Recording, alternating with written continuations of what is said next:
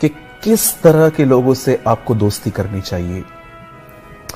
मैं आपके सामने एक बेसिक वर्ड रख रहा हूं, मैं इसके ऊपर ही बात करूंगा।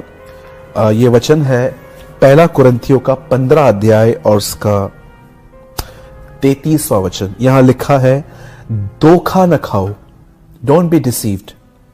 बुरी संगति अच्छे चरित्र को बिगाड़ देती है। सदैव याद रखिए, कुरिन्थियों की कलीसिया पौल के द्वारा बनाई गई थी। परमेश्वर ने पौल के द्वारा वहां पर एक कलीसिया की स्थापना की, लेकिन जब पौल वहां से लेफ्ट हुआ तो पौलुस को पता चला कि ये लोग बहुत हद तक ऐसी संगतियों में हैं जिसमें व्यभिचारी लोग हैं, शराबी हैं, अलग अलग तरह के लोग हैं, और कहां ना कहां ये वापस स्पॉइल हो रहे थे। इसलिए पौल उन्हें समझाता है कि तुम्हें ध्यान देना है कि तुम किस तरह के लोगों के साथ संगति करते हो। याद रखिए इस बात को सदैव, व्यभिचार सिर्फ और सिर्फ किसी पराये शरीर को छूना नहीं होता। यस, देयर इज एडल्ट्री, वो भी व्यभिचार है, लेकिन मैं आपको बताना चाहता हूं एक और व्यभिचार है जो याकूब में लिखा है, वो है संसार की तरह जीना। और शैतान अच्छे से जानता है कि आपके अंदर संसार कैसे लाना है। मैंने ऐसे कई सारे लोग देखे हैं जो अपने जीवन में बिल्कुल भी इस बात पे ध्यान नहीं देते कि उनकी संगति किन लोगों के साथ है। याद रखिए, there is a difference between friendship and fellowship.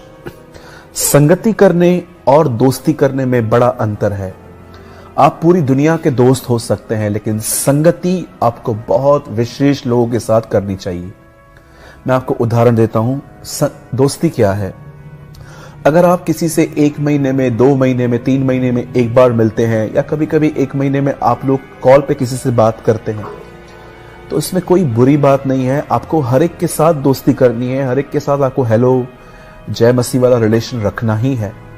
लेकिन जब बात संगति की आती है, संगति का मतलब होता है कि आप अपनी डीपेस्ट बातें, अपनी कुछ चीजें जो आप किसी से भी नहीं करते हो, आप उनसे कर लेते हो।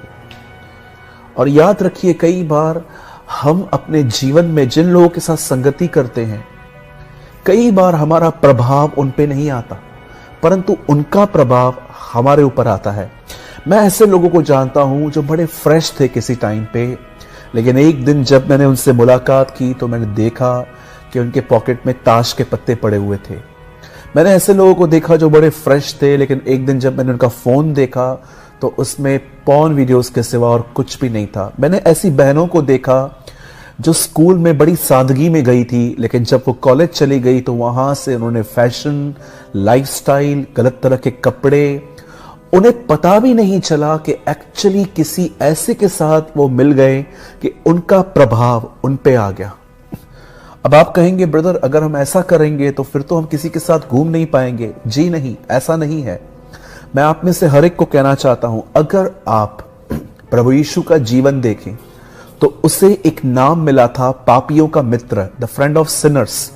और आप देखिए यीशु के इर्द गिर्द कौन से लोग रहते थे? व्यभिचारी, वैश्याएं, चुंगी लेने वाले। चुंगी लेने वालों का नाम उन दिनों में बहुत खराब था। आप जानते हो, प्रभु ऐसों के साथ टिफिन शेयर करता था, खाना खाता था, बात करता था। जकई भी एक चुंगी लेने वाला व्यक्ति था। पर आप में से कितने लोगों ने यह बात देखी कि जब यीशु उनसे मिला तो यीशु उनकी तरह बना? क्या यीशु ने उनके अंदर से कुछ लिया और यीशु अपने जीवन में उसे जोड़ता गया? जी नहीं। अब आराम से पढ़िए, यीशु का प्रभाव उन पे गया। खुदा से मिलके, प्रभु से मिलके वो प्रभु की तरह बनने लग गए। जकई ने क्या किया? अपना सारा पैसा देने की अनाउंसमेंट कर दी। उस सामरी स्त्री ने क्या किया? उसने सारे गांव को बता दिया कि मैंने जो किया इसने मुझे बता दिया। पतरस ने क्या किया? अपना जाल छोड़ दिया। उस स्त्री ने क्या किया? इत्र की बोतल तोड़ दी। आप देखिए, प्रभु यीशु मसीह की मुलाकात उन्हें बदल दिया। लेकिन आज की मसीहत में सब डिफरेंट है। आज जब हम लोगों से मिलते हैं तो वो क्या कर रहे हैं, हम उनकी तरह बिजनेस माइंडेड हो जाते हैं। वो व्यापार में है तो मेरे अंदर भी एक व्यापारी का मन आ जाता है। एक बहन है जिससे 2-3 बॉयफ्रेंड रखे हैं, उसके लिए नॉर्मल है, तो आपके अंदर ये ख्याल आएंगे उससे 2-3 रखे हैं, मैंने एक रखा तो क्या प्रॉब्लम है। आप किसी बहन को देख रहे हैं जिसकी लाइफस्टाइल ऐसी है कि डार्क लिपस्टिक लगाना, बाल खोलना, कलर करवाना बालों को, गलत कलर के कपड़े पहनना, छोटे छोटे टॉप्स पहनना, इतनी ज्यादा स्किन टच जीन्सेस पहनना, और आपको लगता है इट्स नॉर्मल। आप देख रहे हैं कैसे संसार आपके अंदर घुस रहा है। मेरे भाइयों, मेरी बहनों, मैं आप में से हर एक को कहना चाहता हूं, अगर आप कमजोर हैं तो आपको थोड़ी गैप बनाने की जरूरत है, लेकिन अगर आप मजबूत हैं तो आपके अंदर उनका प्रभाव कभी नहीं आ सकता। आपका प्रभाव उन पे जाना चाहिए। आज आप अपने आप से पूछिए, आप किसे कॉपी कर रहे हैं? परमेश्वर को आपकी दोस्तियों से, आपके संबंधों से प्रॉब्लम नहीं है जो आप फ्रेंडशिप में हो, लेकिन वो जानता है कि कहीं ना कहीं वचन जो वो आपके अंदर बो रहा है वो स्थिर नहीं हो रहा, क्योंकि आप वचन से ज्यादा इस बात की फिक्र करते हो कि आपका फ्रेंड या आपकी दोस्त जो है वो आपके बारे में क्या देख रही है, क्या सोच रही है, वो आपको किस वे में देखना चाहती है। आज जरा अपने आप से पूछें, आप किस तरह की संगति में हैं? जिस भी व्यक्ति से आप अधिक बात करते हैं, आप फोन पे क्या बात करते हैं? कहीं तो आप किसी की बुराई कर रहे हैं, आप किसी की निंदा कर रहे हैं। मैं अविश्वासियों की नहीं परंतु विश्वासियों की बात कर रहा हूं। बहुत सारे विश्वासी भाई बहन जब फोन पे बात करते हैं वो कोई खुदा की बात नहीं करते, सिर्फ यहां वहां की बातें, कलीसिया के अंदर कौन गुनाह में गिरा उसके ऊपर की बातें, कलीसिया के अंदर क्या गलत हो रहा है उसकी बातें, निंदाएं, बुराइयां। मैं आपको कहना चाहता हूं, हम में से बहुत सारे लोगों के बीच में खुदा नहीं शैतान काम कर रहा है। आज अपने आप से पूछें, आपकी संगति किससे है? क्यों प्रभु यीशु मसीह के चेहरे प्रेरितों के काम में इतने सामर्थ्य दिखाई दिए? क्योंकि 4:13 प्रेरितों के काम में लिखा गया है कि वो खुदा के साथ, वो प्रभु के साथ रहते थे, उनका प्रभाव उन पर था। मैं आपसे पूछना चाहता हूं, आप किससे संगति कर रहे हैं? अगर आप दुनिया के लोगों के साथ जुड़े हुए हैं या आप किसी ऐसे व्यक्ति के साथ जुड़े हुए हैं जो गुनाह और संसार से भरा हुआ है, तो क्या आपका प्रभाव उन पे आ रहा है? क्या आप वो नमक बने हैं जिसका स्वाद उन्हें मिल रहा है? क्या आप वो ज्योति हैं जिसमें उन्हें अपना अंधकार दिखे? क्या कहा प्रभु ने? तुम इस पृथ्वी का नमक हो, तुम इस जगत की ज्योति हो। पढ़ के देखिए 5 अध्याय में प्रभु ने हमें ज्योति कहा, मत्ती के अंदर 5 अध्याय में, we are the light of the earth. आज अपने आप से पूछिए, क्या आपका प्रभाव उन पे आ रहा है? कहीं ऐसा तो नहीं कि उनके साथ रह रहे कि आपका ब्रेन भी वॉश होता जा रहा है कि ये नॉर्मल है, बॉयफ्रेंड रखना, गर्लफ्रेंड रखना, चीटिंग करना, झूठ बोलना, अफेयर रखना, it's normal. It's not normal. ये बिल्कुल भी साधारण नहीं है, इट्स डिमोनिक। याद रखिए, कई बार शैतान डायरेक्टली आपके पास नहीं आएगा, वो किसी के थ्रू आएगा। क्या कहती है बाइबल? जब प्रभु ने कहा मैं मरने जाऊंगा, पतरस ने क्या कहा? ये कदाप भी ना हो प्रभु। तब प्रभु ने क्या कहा? शैतान मुझसे दूर हो। यीशु जानता था कौन बात कर रहा है। हवा नहीं समझ पाई सांप के अंदर से कौन बात कर रहा है, लेकिन हमारा खुदा समझ गया। आप देखिए, अयूब को मारने के लिए डेविल ने किसका इस्तेमाल किया? उसकी बीवी का। वो आके उससे कहती है अपने आप को मार दे, खत्म कर दे, निंदा कर खुदा की, लेकिन वो कहता है no, blessed be the name of the Lord. आज जांचिए आपकी संगति किन लोगों के साथ है, आप किस लोगों के साथ उठते बैठते हैं, किससे आप चैट करते हैं, किससे आपकी बातचीत होती है, किन लोगों से आप मिलते हैं। जब आप लोग मिलते हैं तो किस तरह की बातें करते हैं?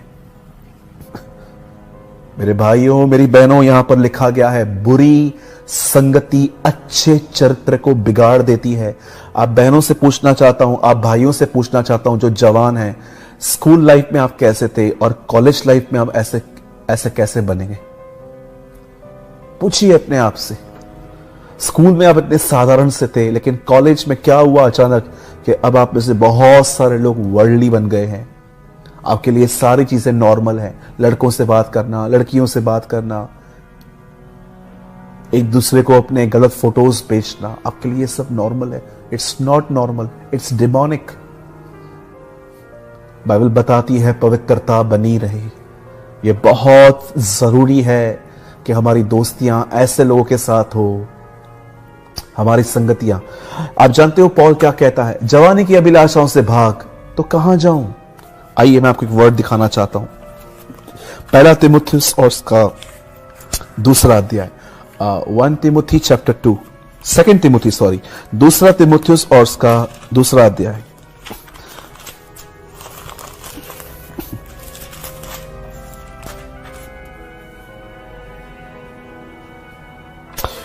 2:22 जवानी की अभिलाषाओं से भाग, कहां जाऊं? और जो शुद्ध मन से प्रभु का नाम लेते हैं उनके साथ धर्म, विश्वास, प्रेम और मेल मिलाप का पीछा कर। पौल कहता है कहां भाग रहे हो? उस तरफ भागो जहां पर तुम्हें उसके संत मिले, तुम्हें गॉडली फेलोशिप मिले। जवानी की अभिलाषाओं से भाग और जो शुद्ध मन से प्रभु का नाम लेते हैं उनके साथ रहे। इससे आपकी उन्नति होगी। मैं जानता हूं हमने बहुतों ने सिर्फ ये पढ़ा है जवानी की अभिलाषाओं से भाग, लेकिन आगे पौल क्या कहता है? जा उनसे बात कर जो खुदा के साथ चलते हैं, तब उनका प्रभाव तुझ पर आएगा और तेरा जीवन बदल जाएगा।